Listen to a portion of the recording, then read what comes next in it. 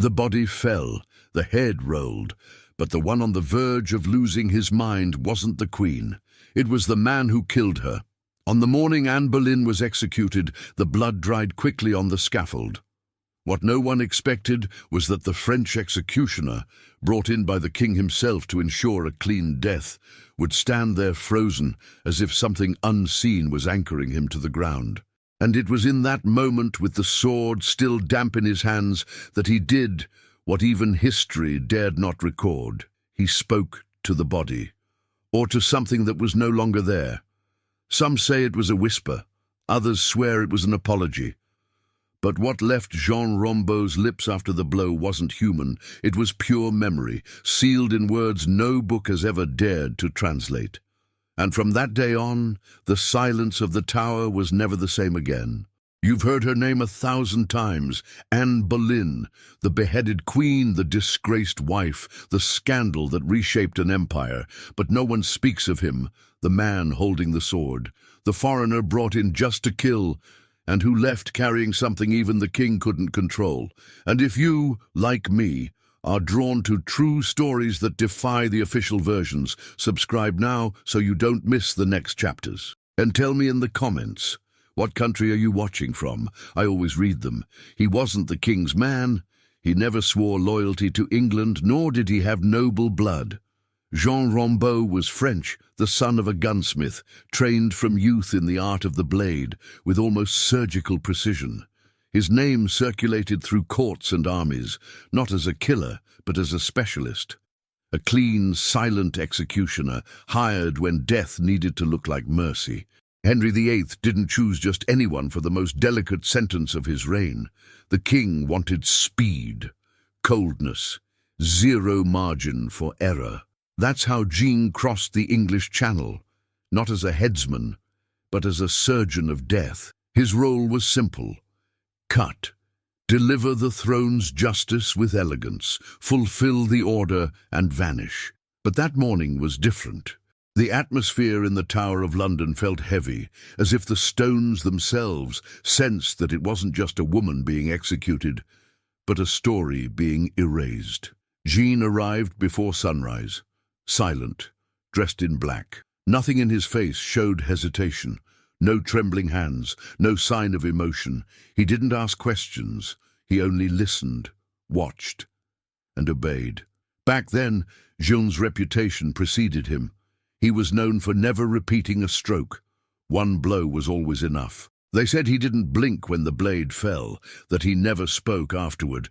But with Anne Boleyn, something broke the ritual. He paused, took a breath, and looked into her eyes. No one knows what he saw in that instant, but it's known what was never seen again, the calm that used to mark his face. Because Jean wasn't just an executioner, he was someone who understood the weight of what he did. And maybe that's why, that morning, something in Anne Boleyn didn't fall with the blade. Something stayed standing and went straight into him. He didn't cry, he didn't kneel, he didn't faint. But by the end of that morning, Jean Rambeau was no longer the same man, and what he carried from that point on, no gold, no king, no oblivion, could silence. The courtyard was silent. The crowd watched in reverence, not out of respect for the Queen, but from fear of being there. It was the kind of silence that comes before not just death, but erasure. Anne Boleyn climbed the steps firmly. There were no screams, no pleas. She didn't beg, she didn't shrink. She simply walked with her head held high, as if she wasn't the condemned of an empire, but the last sane soul in a theatre of blood. Jean Rambeau was already waiting at the top of the scaffold. Sword sheathed, breathing steady, eyes lowered. His movements were calculated. He stepped with precision, like a conductor preparing for the final note. When Anne knelt on the white cloth laid at the center of the platform, a cold breeze passed through. Some said afterward it was just the wind. Others weren't so sure. Before being blindfolded, Anne asked the chaplain to step aside. She wanted no distractions. She said a few brief words to God, and then looked directly at Jean. And that's when everything changed. She didn't look away. She kept her gaze fixed, as if she didn't see an executioner, but someone who could still see. For the first time in his career, Jean hesitated, not in his hand, but in his eyes, because in that moment something cracked. The protocol was broken. The ceremony became a silent pact. The blow came fast, perfect. The head was separated before a sound could escape her throat. The spectators barely realized it was over, but Jean knew, and he also knew it wouldn't end there.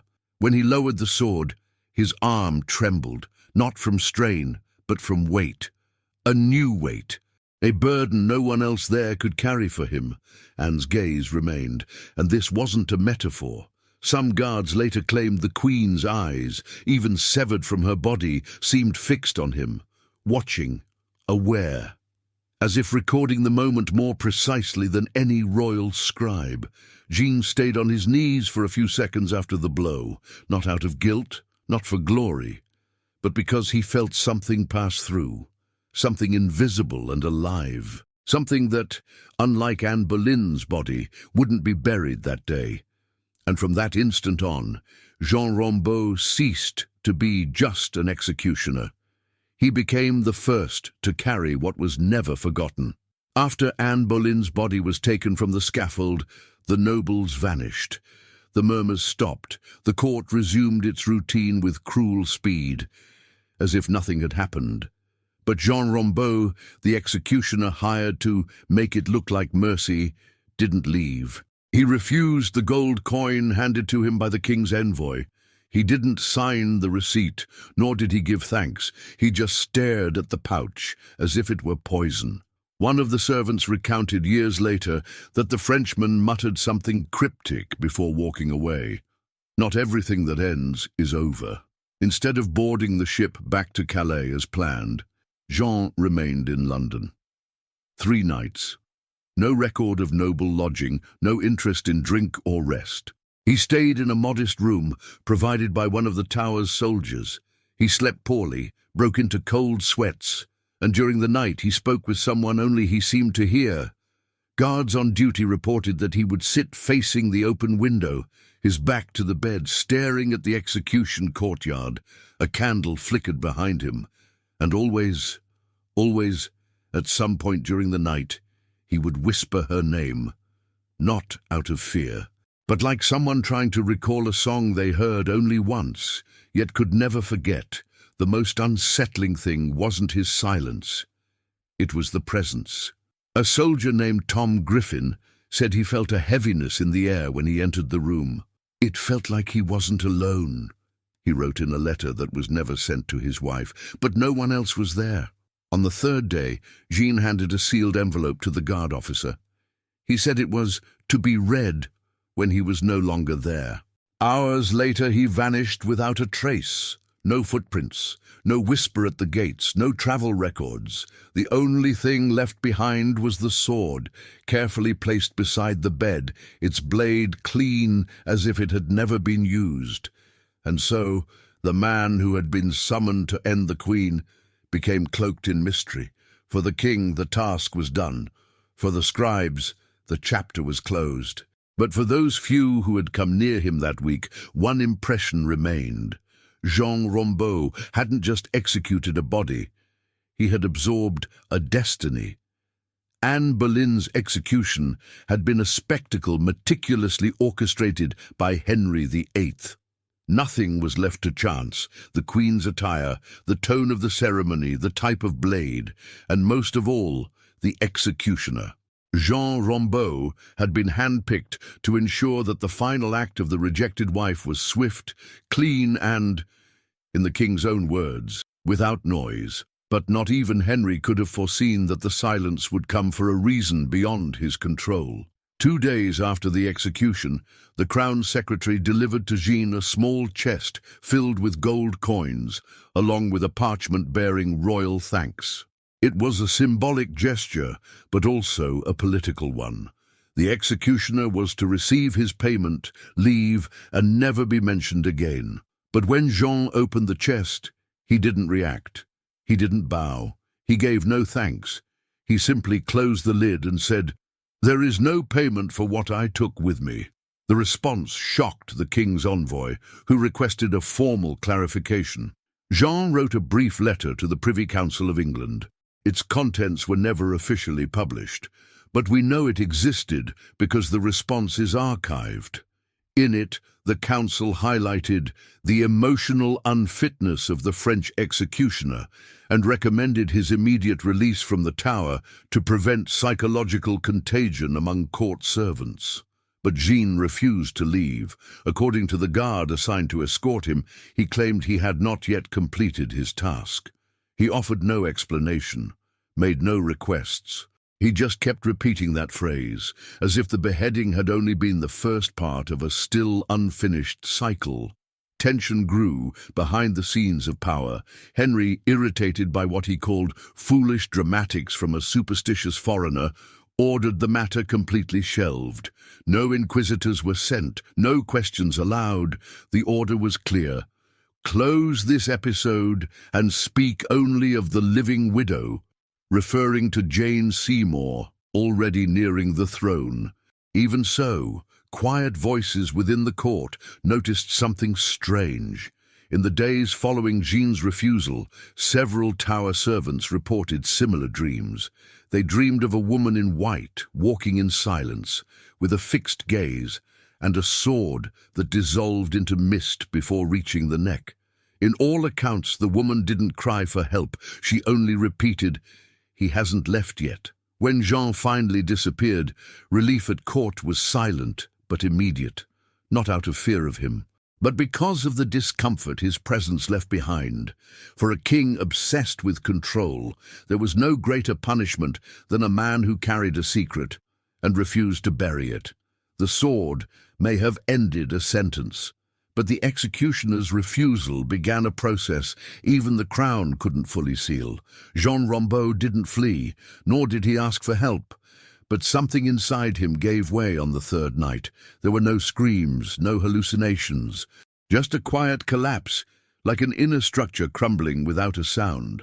The same man who had severed heads with surgical precision, known for his coldness and professional silence, was found lying on the floor of his room, eyes open, body stiff, and a lost gaze that no one could decipher.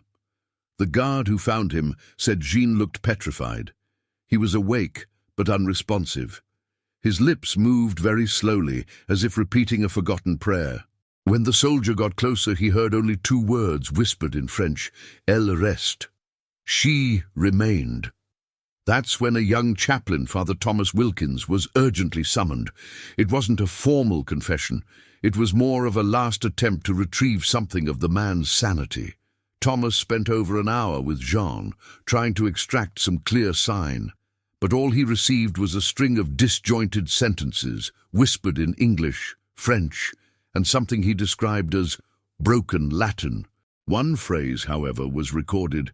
"The cut wasn't the end. She passed through me." The priest, when reporting this to the Tower officer, said Jean spoke with a strange certainty, not as if he were delusional, but as someone who carried a terrible certainty no one else could understand. According to the account, he didn't seem tormented by guilt. He seemed transformed. The next morning, Jean vanished. The door was locked from the inside. No sign of escape. The only thing left on the bed was the sword, clean, bloodless, resting on a folded piece of cloth. On the cloth, a small note written in a steady hand. "I didn't take her. She took me." There were no signs of struggle, no hints of self-harm, but something had changed there. The air, according to the guards, felt denser. The room was sealed, and Jean's name was removed from the Tower's active records. Officially, he returned to France. Unofficially, he was never seen again. What most disturbed Father Thomas years later wasn't the disappearance. It was the note. In his private journal, he wrote, "He wasn't afraid of death, he was afraid of forgetting." And perhaps that is the greatest burden a man can carry. Not the guilt of what he's done, but the weight of being chosen to remember what everyone else wants buried. Jean Rambaud did not fail his mission. He fulfilled the order to the end. But in Anne Boleyn's final gaze, He may have received something greater than the sentence itself, a legacy he never asked for, but that, for some reason, he accepted. Jean Rambaud disappeared without leaving a trace. No soldier saw him leave. No document was signed. No boat was recorded as having taken the executioner back to France. The only thing left behind was a sword placed on the bed, and a name that, from that day forward, began to be avoided in the halls of the Tower. Officially, the case was closed. The Royal Chronicle declared that the Frenchman had fulfilled his duty with distinction and returned quietly to the continent. But among the servants, soldiers, and chaplains who still lingered near the scaffold, no one believed that version. There was a restlessness in the air, a sensation that defied logic but imposed itself with weight. Some reported that the room where Jean had slept became colder in the following weeks. No candles stayed lit there for long. One of the guards who replaced the night shift claimed to have heard footsteps inside the sealed room and swore it wasn't the creaking of the wood, but the rhythmic sound of boots approaching the door and stopping. An anonymous scribe, copying documents in the lower cells of the Tower, wrote in a private letter that, for more than a week, he heard during the early hours a conversation in French coming from nowhere. He never dared to investigate, but he kept the letter, found centuries later among overlooked manuscripts in the collection of All Hallows Church. Even more curious was what began to appear far from London. In at least 3 villages in southern England, reports emerged of a foreign man, dressed in black, with a fixed gaze and strange behavior. He would appear for a few days, speak little, and always ask the same question, "Do you remember her?" Although these testimonies were never officially documented, they persisted for generations. Not as horror legends, but as family whispers. There are oral records of residents who avoided certain trails after the year 1536, claiming a heavy presence, still wind, or the sensation of being watched. No one connected it to the name Jean, but the question echoed. It wasn't Jean Rambaud who haunted England.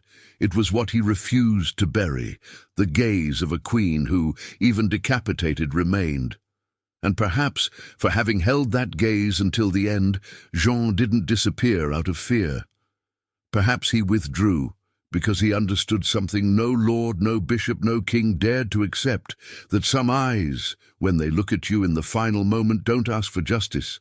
They demand remembrance, and for those who hold that gaze without looking away, there is no path back.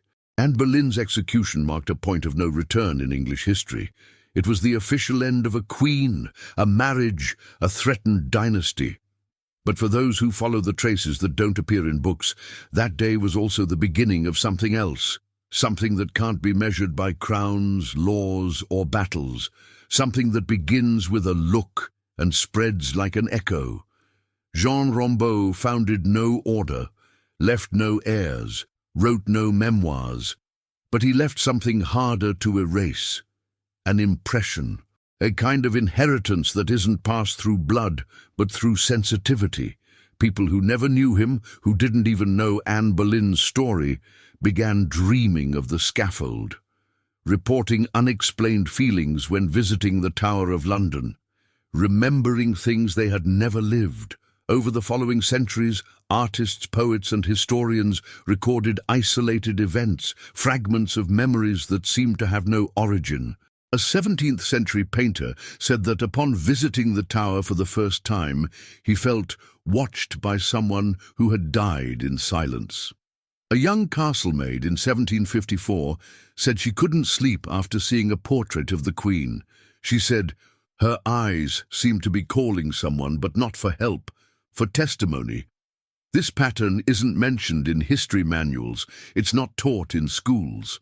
But it survives in old letters, in forgotten pages of diaries, in accounts handed down by simple people who never sought attention, but left their words as if hoping that one day someone would connect the dots.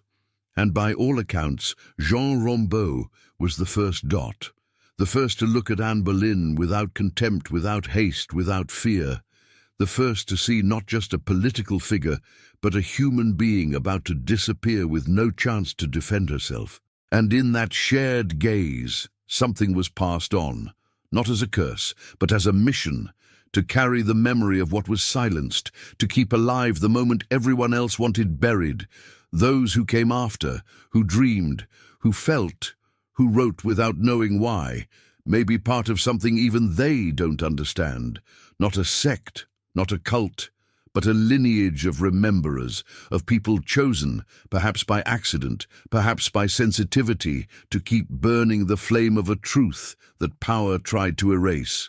The sword that ended Anne's life did not destroy her presence, it only divided it, and most of it remained with Jean. The rest may still be finding new hands to hold it. And prepare yourself, because the next story is also real, and it was also hidden. It might involve another forgotten name, perhaps another erased woman, or maybe another man who carried more than he was asked to. I can only guarantee one thing: you won't finish the next video the same way you began.